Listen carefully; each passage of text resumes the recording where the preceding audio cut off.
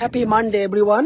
So আমেরিকাতে আজকে হচ্ছিল লেবার ডে উইকেন্ড, আমরা মানডে এটা থাকে। সো আজকে টপিকটা দুইটা টপিক নিয়ে কথা বলবো। সেটা হচ্ছে হলো পিনাকি ভট্টাচার্য, ওনাকে নিয়ে কথা বলবো। কিন্তু আমাদের এই টপিকের সাথে যে বাংলাদেশ এই মুহূর্তে যে সিচুয়েশন, সেটা হচ্ছে হলো যেটা আমি মানে অ্যাক্টিভলি বলছিলাম যে আমাদের দেশের কোর সমস্যা নিয়ে আমি একদম খুব ভালো করে বলছিলাম যে ইন্টারিম গভর্নমেন্টের কি করা উচিত, মানে সেটাই তারা করা শুরু করেছে। সো বাই দ্য ওয়ে, হাঁটছিয়ার কথা বলছি, এটা হচ্ছিল আমার ব্যাকইয়ার্ড, এটাতে বেশ কিছু কাজ করা লাগবে, কাজ করছি আর এটা নিয়েই আমরা কথা বলবো। সো পিনাকি ভট্টাচার্য, ইলিয়াস ভাই এবং হচ্ছে এটা কি বলে কনক সরোয়ার, ওনারা যথেষ্ট ভালো। স্পেশালি আমি পিনাকি ভট্টাচার্য নিয়ে আলাপ করব। সো দেশ যখন খুব খারাপ সময়, ওনারা অ্যাক্টিভলি খুব ভালো কাজ করেছে, মানে অ্যাক্টিভলি মানে জালেমের বিরুদ্ধে কথা বলেছে, মানে পয়েন্ট ধরে ধরে সবই ঠিকঠাক ছিল, সবই ঠিক আছে।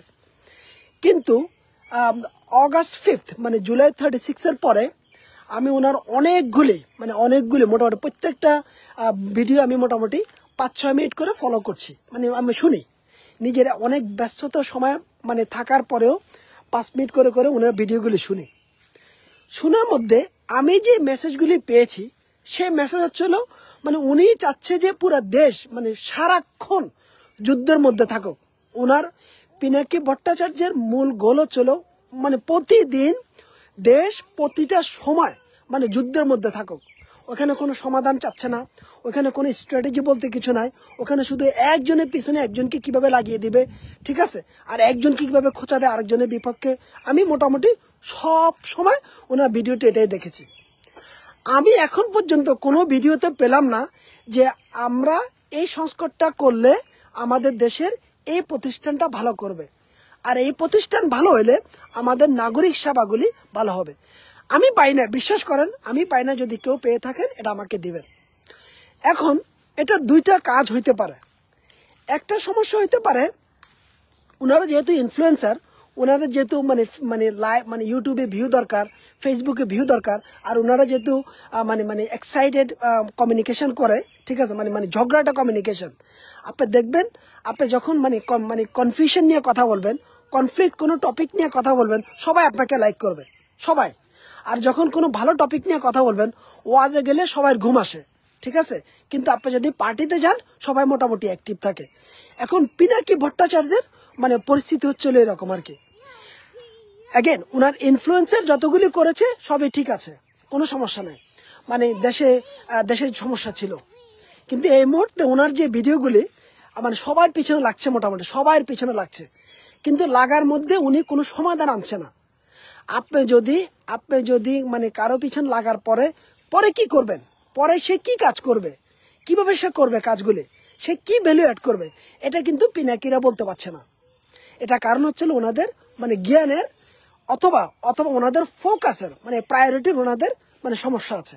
তো এটা হচ্ছিল আমার পিনাকি নিয়ে মানে আমার ব্যক্তিগত অবজারভেশন। আমি আপনাদেরকে চ্যালেঞ্জ দিলাম, আপনারা পিনাকি ভট্টাচার্যের ভিডিওগুলি দেখেন প্রত্যেক জায়গায় মানে এক্সাইটিং এবং গ্যাংস্টার বিহেভিয়ার, প্রত্যেক জায়গায় শুধু ঝগড়াটে, একজনের সাথে একজনকে ঝগড়া লাগাবে, একজনের সাথে কনফিউশন ক্রিয়েট করবে, বলবে এই ভালো না, ওই ভালো না, এইটা করা যাবে না, এরে বাম্বু দেন, এরে বাঁশ দেন, ঠিক আছে, সবে মানলাম।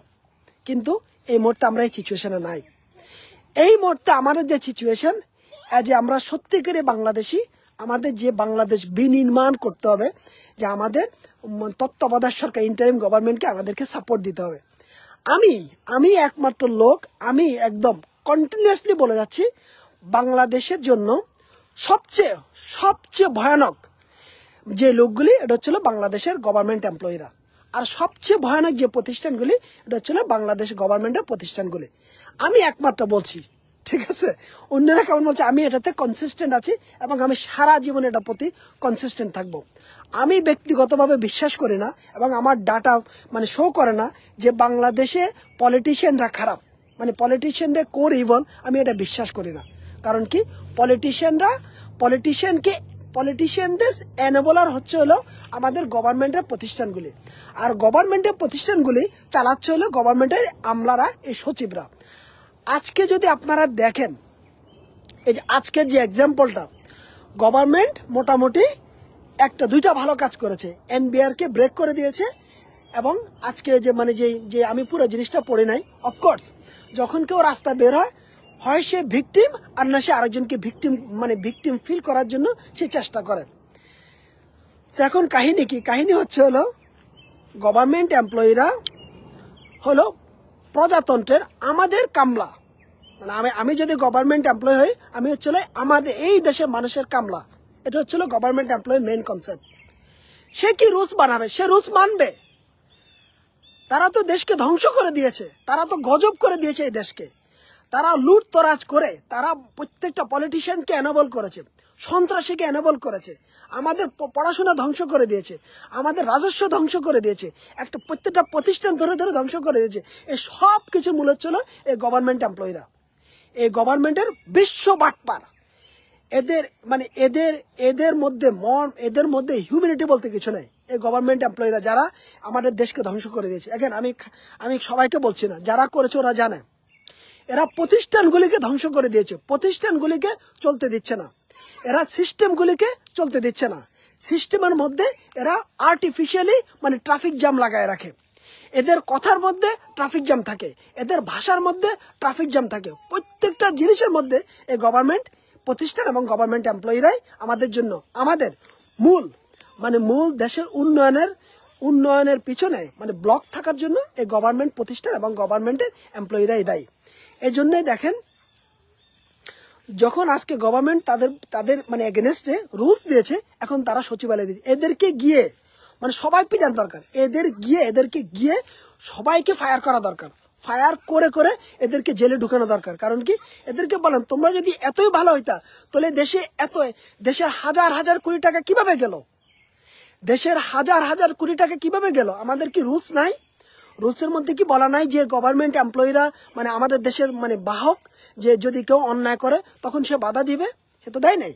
তারা সবাই একসাথে মিলে নিজেরা এনেবল করেছে পলিটিশিয়ানদেরকে, তারপরে করাপ্টেড পিপলকে, আর অন্যদেরকে, দেশ বিদেশে সবাইকে এনেবল করে দিয়ে আমাদের দেশে লুটতরাজ করেছে। প্রত্যেকটা ইলেকশন এই গভর্নমেন্টের এই চাটুকারদের জন্য ধ্বংস হয়েছে। কারণ আপনার কাগজে কলমে রুলস আছে, যে আপনাকে ইন্ডিপেন্ডেন্ট হইতে হবে, আপনাকে ভালো হইতে হবে, আপনাকে দেশের প্রতি সদয় হইতে হবে, আপনার দায়িত্ব মানে পালন করতে হবে, সব কিছু কাগজ কলম আছে। কিন্তু এদের মধ্যে মনুষ্য বলতে কিছু নাই। এই দেশের মানে এত পার্সেন্ট লোক, 90% লোক মুসলমান দাবি করে, আবার মানে দাড়ি রাখে, কিন্তু সবকিছু নাম কস্তে এরা ধর্মকে ব্যবসা করে করে পুরো দেশকে ধ্বংস করে দিয়ে। এই সব কিছু মূল হচ্ছিল মানে core culprit of the country এই গভর্নমেন্ট প্রতিষ্ঠান এবং গভর্নমেন্ট এমপ্লয়ি। যতক্ষণ পর্যন্ত এদেরকে রিসেট এবং রিফর্মে না আসবে, এই দেশের মানুষের উন্নয়ন কি, এই দেশের মানুষ সারা জীবন থাকতে হবে, মানে স্লেভ থাকতে হবে। এবং আমাদের মানে দিন দিন আমাদের মানে জীবনের মান মানে 10 গুণ করে খারাপ হবে। কারণ কি, এই এমপ্লয়িরাই আমাদের দেশের জন্য কালপিট। এখানে আমি বারবার বলছি, পলিটিক্যাল পার্টি, তারপর সাধারণ জনগণ, ছাত্ররা সবাই মিলে গভর্নমেন্টের পিছনে চলে যান। এখন আমরা সবাই গভর্নমেন্টকে সাপোর্ট দেই, কারণ গভর্নমেন্ট নিজেও কাজ করতে পারছে না বিকজ এই কালপিটদের জন্য। এই যে 9 মাস গভর্নমেন্টে পারছে না, গভর্নমেন্ট যে কাজ করতে পারছে না, এই হারামজাদারা, এই কালপিটরাই গভর্নমেন্টকে আটকায় ফেলে। কোনো কিছু করতে গেলে বলে এটা রকেট সায়েন্স, এটা তো মানে ইয়েতে যাওয়ার মতো, এটা তো পিএইচডি মার্কা জিনিস, এখানে তো 8 বছর লাগবে, 10 বছর লাগবে। এই সব কিছু এরাই করে ডে টু ডে, এগুলো আমরা সব জানি। এই কারণেই আমি সবাইকে বলবো, মানে ধর্ম, বর্ণ, রাজনীতি সব কিছু ভুলে গিয়ে গভর্নমেন্টকে ব্যাকআপ করেন এই কালপিটদের থেকে দেশকে বাঁচানোর জন্য। কারণ কি, গভর্নমেন্ট যখন রুলসগুলি চেঞ্জ করবে, রুলসগুলি যখন ইমপ্লিমেন্ট হবে, কারণ এখনকার রুলসগুলি খুবই বেহাল, মানে মনে হচ্ছে গভর্নমেন্ট এমপ্লয়ি তো না, ওরা মনে হচ্ছিল আমাদের দেশের মানে মেইন হর্তাকর্তা। কারণ রুলসগুলি এতটাই লুজ, মানে এতটাই মানে তার ছাড়া রুলস করা আছে গভর্নমেন্ট এমপ্লয়ীদের জন্য। মানে তারা আমাদেরকে মানে আমরা হলাম স্লেভ মোটামুটি, আর আমরা একদম হচ্ছিল মানে একদম মানে বুয়ার থেকেও খারাপ। তো এটাকে অবশ্যই পরিবর্তন করতে হবে। এই জন্য আমি বলবো সবাই মানে সচিবালয়ে চলে যান, সবাই গিয়ে দাঁড়ান, ওদেরকে সিসি বলেন, সিসি, এদেরকে জুতা পিটা করতে হবে, এদেরকে জুতা পিটা করতে হবে। কারণ কি, এদেরকে লজ্জা দিতে হবে যে তোমরা যদি এতই ভালো হইতা তাহলে দেশের এই অবস্থা কেন, দেশের প্রত্যেকটা সেক্টরে এই অবস্থা কেন যদি তোমরা ভালো হইতা।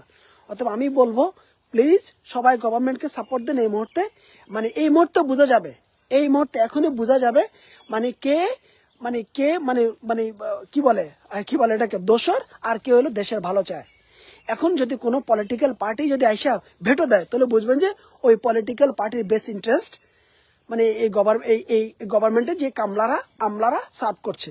কিন্তু আমাদের সবাইকে একসাথে হয়ে রাস্তায় নামতে হবে, সবাইকে ইয়েতে যেতে হবে, এই সচিবালয়ে গিয়ে গভর্নমেন্টকে ব্যাকআপ দিতে হবে, গভর্নমেন্টের মানে ইন্টারিম গভর্নমেন্টকে মানে আমলাদেরকে না, পুলিশদেরকে সাপোর্ট দিতে হবে। তখন যে ওরা আস্তে করে লেজ গুটে পালাবে।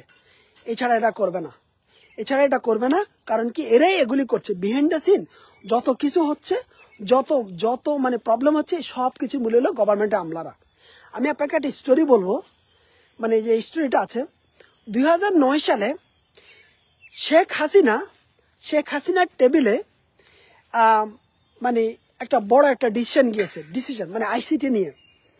সেই ডিসিশনটা মানে সব কিছু মানে কি বলে এটাকে, ওই ছেলে তার ছেলে জয় অ্যাপ্রুভ করেছে, পলক অ্যাপ্রুভ করেছে, সবাই অ্যাপ্রুভ করেছে। ডিসেন্ট্রালাইজ করা আইসিটিকে, মানে ডিসেন্ট্রালাইজ করা এবং ইন্ডিপেন্ডেন্ট করা, সব কিছুই মানে বুঝে শুনে করেছে। এটা 2009-এর ঘটনা, আমাকে যে মানে তথ্য দিয়েছে। প্রাইম মিনিস্টার কার্যালয়ে যাওয়ার পরে এই হারামজাদা কে ছিল মানে আমলা, সে নিজের ইন্ডিপেন্ডেন্টলি, মানে তাদের তো অফকোর্স তাদের একটা সিন্ডিকেট থাকে, তারা এটাকে প্রাইম মিনিস্টারকে মানে শেখ হাসিনাকে মানে সাইন করতে দেয় নাই। আমি আপনাকে শুধু এই এক্সাম্পলটা বললাম। এরা এতটাই পাওয়ারফুল, মানে এরা এতটাই মনস্টার, মানে আমাদের দেশের উপরে, আমাদের ঘাড়ের উপরে বসে আছে। মানে এদেরকে যদি আমরা মানে ঝাড়ু পিটা করে বিদায় না করতে পারি, এই জাতির জন্য কখনোই কোনো কিছু মানে ভালো ফলাফল বয়ে আনবে না। এখানে আমি বলছি সবাই গভর্নমেন্টকে সাপোর্ট করেন এই মুহূর্তে, ইন্টারিম গভর্নমেন্টকে, যেন আমলাদের এগেনস্টে অথবা গভর্নমেন্টের যে কর্মচারীরা আছে যারা আমাদেরকে নষ্ট করছে, এদের এগেনস্টে যাওয়া। এই গভর্নমেন্ট যে রুলসটা করেছে, এই রুলসটা যেন অবশ্যই গভর্নমেন্ট মানে কি ডেপ্লয় করতে পারে এবং ইমপ্লিমেন্ট করতে পারে। কারণ এটাও পুরোটাই এগুলি সব ইন্ডিয়ার চালানো জিনিস। আর যারা হচ্ছিল সুদখোর, বাটপার, করাপ্টেড, এরা সবাই একই ক্যাটাগরির লোক। এদের পেট কখনো ভরবে না যতক্ষণ পর্যন্ত এরা মানে কবর মাটি এদের মুখে না পড়বে। এরা এতটাই লোভী, এতটাই এরা মানে অমানুষ। এদেরকে আমাদের সবাই মিলে একসাথে ঝাঁটু পেটা করে আমাদেরকে বিদায় দিতে হবে এদেরকে। এটাই বললাম। আমি আমার লাইফটা একদম রিলেভেন্ট মানে পিনাকির সাথে এবং বাংলাদেশের মানে কোর সমস্যা নিয়ে, যেটা আমি বরাবরই কথা বলছি। কোর সমস্যা হচ্ছে হলো আমাদের এই গভর্নমেন্টে আমলারা নিয়ে। সবাই ভালো থাকুন, থ্যাংক ইউ।